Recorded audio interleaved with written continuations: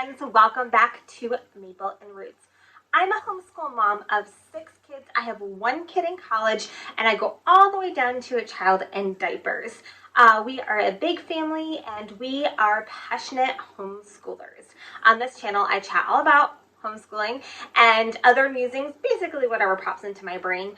And I am all about being real here. So if a kid pops in, a kid is going to pop in, I might get interrupted, I might go on a complete bunny trail. Who knows? Anyway, today we're going to be talking about one of the biggest homeschool buzzwords that you might be hearing right now, and that is the word deschooling. I've said it, other YouTubers have said it, blog posts say it, homeschool moms, veterans moms, everyone says it, but just what is deschooling? So without further ado, let's get to today's video.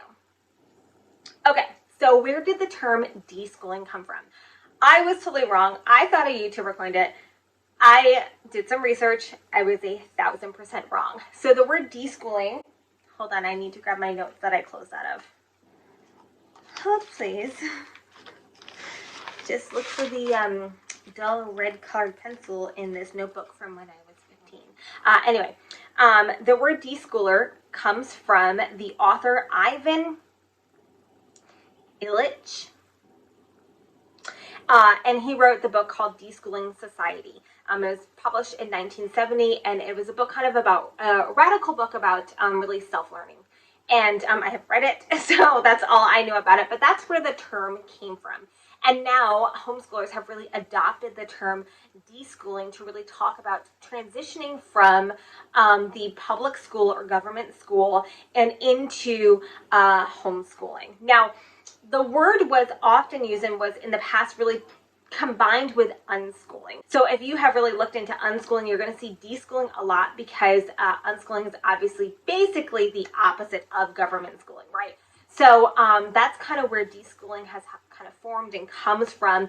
But we can really use the term deschooling for all homeschoolers, whether or not you're going to go into a vigorous kind of traditional school style or not in your home. Deschooling is still helpful and applicable. Okay, so just what is deschooling?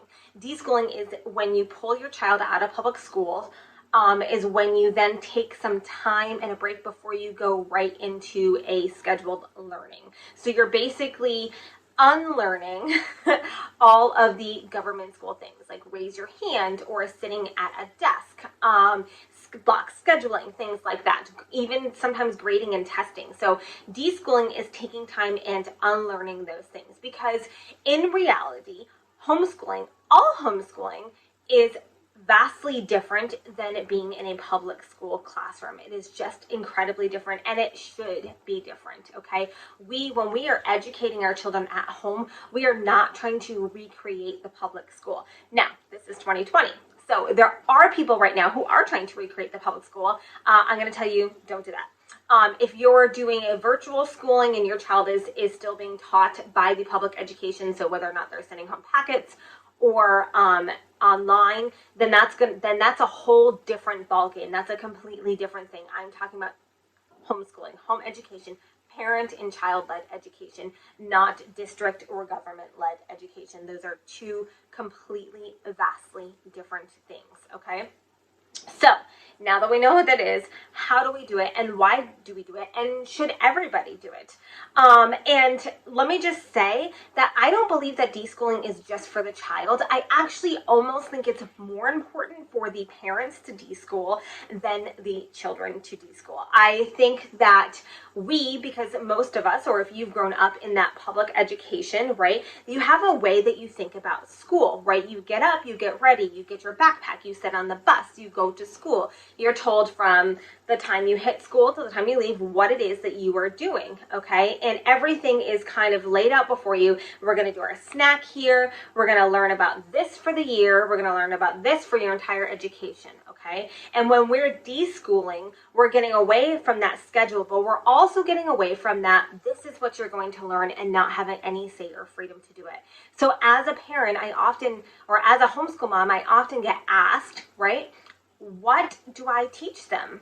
And how do I know that that's right to teach them? And the thing is about homeschooling is that you teach them what you feel led to teach them or what their really interested in learning, and then you just kind of go off from there, right? So like we have like, oh, I've got to teach them fourth grade. I learned geography in fourth grade. So when I started homeschooling, I was like, oh, well, I'm going to teach US geography in fourth grade because that's how you do it. But I don't have to do it that way. I can do it a completely different way. And that's the beauty of home education, is that we're not bound by the box of you have to learn XYZ by this time. And if you don't learn by this time, then you're behind. And that's a whole nother rant. And as I posted on Instagram today, let me just tell you, there is no behind in homeschooling. But anyway, bunny trail, I'm going to move back on, okay? So, do you have to deschool? I would highly advise it. How long should I deschool for? I think the general rule is you want to do 1 month per how long your child was in public school. So if your child is in fourth grade or going to fourth grade this year, deschool for 4 months. That's the general guideline. So now here's the thing. You might be thinking, 4 months without school? Are you insane? No, I'm not. But the thing is, when you're deschooling, is that you're not stopping from learning. You're still learning.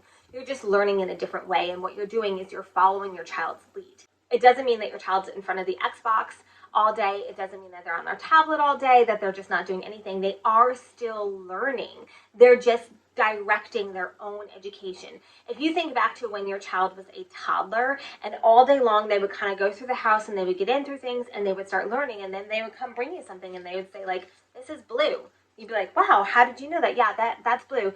That is like self-paced learning. That is child-led learning, right? That they can just kind of hear from other people or observe things. Or you might be reading a book, and then all of a sudden they're recognizing like, hey, that word says cats. Like we're reading whatever book's Cat in the Hat, right? And you read it over and over and over again, and they look at it and go like, oh, that's cat. That's child-led learning, okay? So what deschooling is it's going back to that and letting your children set the pace for their education. And how do you do that? You utilize things. It's letting them set the pace for their education, and it's allowing them to learn and then relearn again through trial and error and through different things. I sure hope y'all can't hear that baby crying. He is not a happy guy today. Okay, so what do you do in the time that you are deschooling or that your child is deschooling? The first thing is books. You want to invest into books. There's little libraries, yard sales. I mean, books are so easy to find at low cost or for free. Like just go on your Facebook and say like, hey, I'm homeschooling this year. I need books. And I guarantee you people are just going to bring you tons of books. But utilize your library, utilize the Kindle Unlimited, utilize Audible, all of those things. Books are the way to do it. If your child like really into like swords, okay, you can start just let's start studying about swords. Okay, who used swords? How do they make swords? Where do swords originate from? How many cultures in society have used swords? And then you can start saying like, oh well, all these people use swords. Let's look at this point in history. Okay, so it's taking their interest. And I love every once in a while to stop and ask my children like, what do you want to learn about this year? And it is often so surprising. So when I did that at the end of last year, I was like, what do you guys want to learn about this year? And my child goes, I want to learn about insects. And I was like, gross. But we did. We studied about insects because that's what they want to learn about. And you know what? When we want to learn something, we're going to learn it. I'm studying herbalism. I want to study herbalism.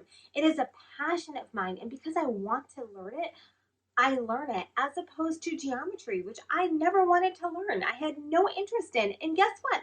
I still struggle with geometry type things.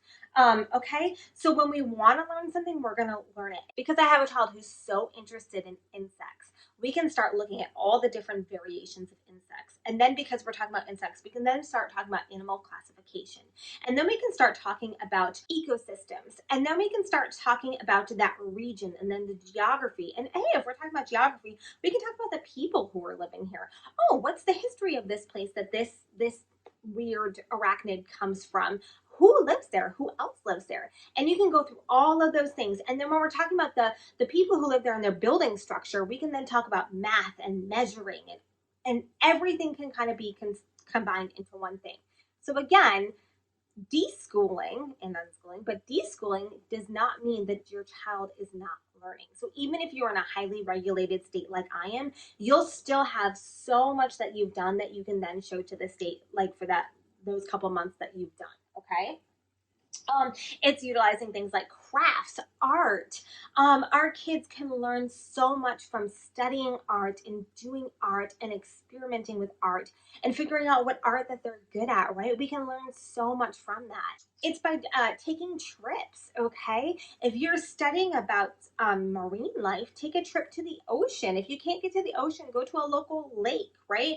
It's giving your child those experiences as well. If you're in history, if you are living in America, I guarantee you there is some sort of American history near you, okay? And um, even if it's not colonized history, right? You can find indigenous history. It is all there. You can take trips and have those experiences because your child is going to learn a whole lot more by visiting a historical site than just sitting there and listen to you speak at them about it, okay? Or reading a textbook, but just don't. Okay, and also by being outside, your kids are going to deschool outside because when they're outside and the TV is off and they're home during the day when they should be in school, something is going to happen. And you know what's going to happen? That imagination is just going to start popping. And next thing you know, you're going to be seeing your child run and do whatever, and you're going to be like, what are you doing? And they're going to say, I am a warrior and I'm fighting this person, or I am inventing a new invention. I have like a kid who loves to go in the recycling and take everything out and like make an invention. Okay. I'm making a new catapult, or I'm discovering, I'm looking at this ant colony, mom. Come look at this ant colony. And you're just going to see your child come alive. And as they're doing that and as they're learning, just by living life and by reading books and taking trips and those things that I've suggested, you're going to see this kind of a new child, or you're going to see your child in a new light, and you're going to see their passions, and you're going to see what they love to learn, and you're going to see how they learn. And from that point on, you can then really begin to homeschool your child because you can tailor your curriculum to them. You can look and say like, wow, Johnny here really learned so much better through tactiles. Okay, I'm going to really focus and we're going to hone in on that. Okay, now that's your child. That's how your child deschools. How do you as a parent deschool yourself? First of all, we'll start with these same exact thing books. Do your children see you learning? Because we should always be learning. We should be lifelong learners. We live in this incredible world that God has given us with just so many different things we can learn about that shouldn't stop just because we're a parent and out of school or have our career or whatever. So is your child seeing that? Okay. And maybe you have never embraced self-learning, adult-led learning.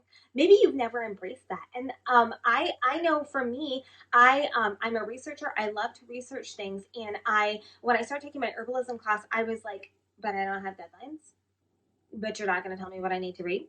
And what I learned, or what I saw, was that course was so self-paced, was so self-led, and I got so much value out of that. I learned so much from that. So is your child seeing you do that? Practice it. Show them, okay? And then the next thing that I would really encourage you to read is read about different homeschool styles. Read about different educators. Charlotte Mason, Maria Montessori, John Holt, all of those people, and start reading it. And when you're reading about different styles of homeschooling or different advocates of home education, you're going to really start to decide or see what style or rhythm fits with you. Now, we are an eclectic home. I don't define myself by any sort of anything. I used to be pretty hardcore Charlotte Mason. I'm definitely not anymore. I just pull from Waldorf and Montessori and Charlotte Mason and unschooling, all those things, and I use what works for my family. And you might do that too. Or you might look and say like, oh my goodness. You might go and say like, wow, Montessori, like I resonate this fits our home, this fits myself, this fits my child, and then you're going to be able to tailor your child's education through that, okay? So read. And then, join with your children in creating art. Oh my goodness. Okay, like I can barely write my name, let alone draw a picture. Okay. But it is so encouraging to your child when, and because I think a lot of times like children are like, oh, I'm not good at art. My best friend's good at art or whatever. And you go like, yeah, but like, let's do it together. And then they see mom and dad like trying as well and really tapping into that. And sometimes beautiful things come out of that. So really engage into art with your children.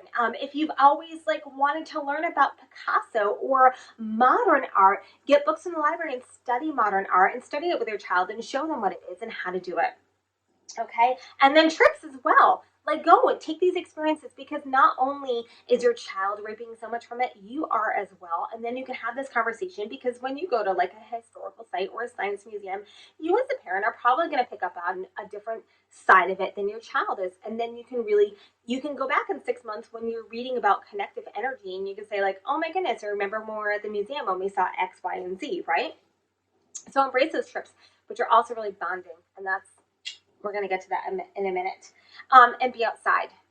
Be outside. You're now homeschooling your child. You are home. That is your number one job right now is to educate your child or to foster an education of your child. Be outside with them. Oh my goodness. Take walks. Play in the dirt. Grow a garden. Plan out your garden. I know it's like late in the season or whatever. Go on nature walks. Throw a snowball. All of those things.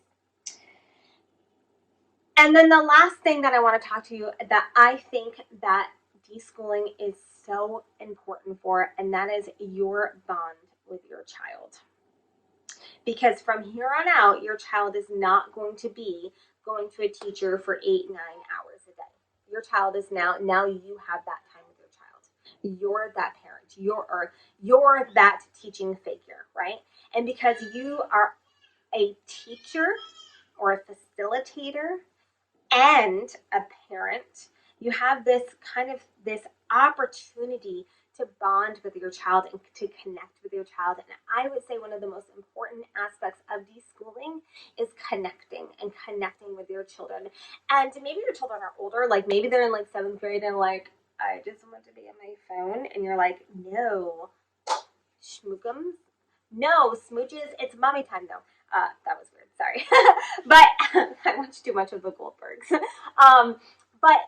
But really you have this time to get to know your child and for your child to really get to know you and see how they can watch how you spend your day and you can see how they spend their day and you can really just embrace this time together and sharing your heart with your child and your child sharing their heart with you. And I would think that is the biggest thing because if you're coming from a public education and your child is 2 and then all of a sudden you jump into homeschooling and you're going, I need X, Y, and Z, you've taken this point that's always been teacher and they're like, mom, like this is too much, or maybe the expectations rise too much and it's too like, oh no, now I have this pressure. It's not like I'm even going to go home and feel like I might feel like right in front of my mom, right?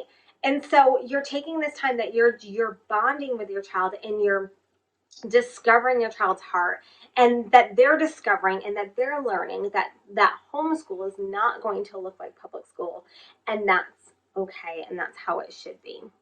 At the end of the day, that parent-child relationship is so vital and it is so important that we are pouring into our little ones' hearts and they are pouring into our hearts, right? And I want to make this very clear that when I talk about the public school, I am not dissing the public school. I am pro teacher. I am pro supporting families who do send their children to public school because it is not black and white, right? So I want to make that really clear. And when I'm saying that you have this unique ability to connect with your child, I'm not saying that teachers are bad or shouldn't connect with your children, okay? I just want to put that out there because I think so much right now is us homeschoolers, public schoolers, us versus them. And I don't think it should be like that. And then you have these families who have never really thought about homeschooling and they're kind of in this middle going back and forth right now. So I do want to make that abundantly clear, okay? But at the end of the day, as a parent, we have this incredible opportunity to just love on our children and to watch them grow and to watch them learn and to watch them get it. And deschooling is going to give you that opportunity to really jumpstart that and to really cultivate that and lay down an incredible foundation for as many years as you're going to homeschool after. And what you're doing is that you're You're teaching your children how to learn again, like they did when they were young. When you have a 1-year-old baby and they're toddling about and all of a sudden they start walking, nobody's teaching them how to walk, okay? And it's the same with your children now, is that they have to or they have this opportunity to go ahead and to learn how to learn again. And that is such an incredible blessing of homeschooling, okay, of home education. And that's where I'm going to end here today. Thank you guys for, as always, for watching and for supporting. Please, if you felt like you got value from this video, share it and share it with those that you know are homeschooling this year. I'd really appreciate it. Go ahead and subscribe now for and ring the bell for notifications of all my future uploads. I talk a lot about homeschooling, and we're really hitting it hard right now as we're talking about these buzzwords and really getting into the school year, which is super exciting. Go ahead and join my Facebook community. It's called Free Homeschool Year with Maple and Roots. You can do a Google search, or it's going to be linked below. This community is for any kind of homeschooler. You don't have to be a free homeschooler. You don't have to be an unschooler. You don't have to even be, it is really for any homeschoolers. And let me support you and let me answer your questions there. And I would love for you to join that. Follow me on Instagram. Let's be BFFs. And that's at Maple and Roots on Instagram. And thank you guys so much for stopping by. And I'll see you soon. Bye.